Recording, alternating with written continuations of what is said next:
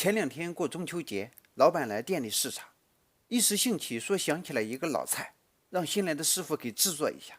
突发奇想是假，考验师傅是真。不过这道菜这么简单，不知道老板能看出来什么名堂。老板让制作的这道菜叫做干炸汤圆。只见新来的师傅拿出一袋速冻的汤圆倒在了配菜盘里，掂量了一下，估计怕老板不够吃，又倒了一袋。你看这个汤圆，它又大又圆，不像那个面，它又长又宽。就在这说话的功夫，新来的师傅已经向锅中加入了适量的宽油。大概2分钟后，锅内的油温达到6成热时，关闭火源。只见新来的师傅一手紧握漏勺，一手拿着锅盖，把冰冻的汤圆倒入油锅的瞬间，他赶紧盖上了锅盖，要不然油花四溅，烫得挺疼的。只听到锅里噼里啪啦的一阵响声，大概过了40秒，响声好像消失了。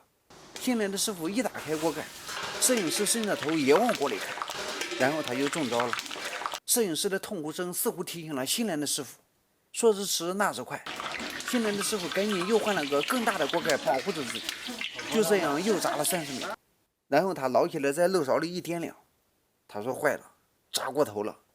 我们可以看到所有的汤圆都已经粘连在一起了。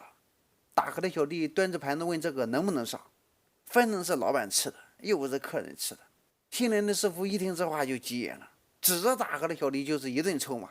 他让打荷的小弟又拿了2袋汤圆过来，这次他把油温烧到了7成热，然后关闭火源。倒入汤圆后仍然是噼里啪啦的声音不绝于耳。这次刚炸了12秒左右，他就用漏勺抄底翻动，这样汤圆应该会炸得更透一点。然后又炸了30秒，我们可以看到这次的汤圆比刚才炸的好多了。但是新来的师傅还是一边摇头一边叹气。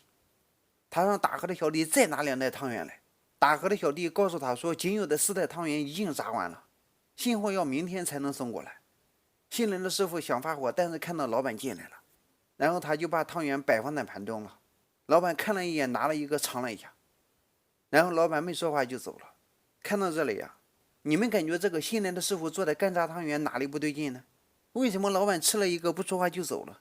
欢迎在评论区交流指导，给这位新来的师傅提出宝贵意见。好了，本期视频就到这里，我们下期再见。搞定了。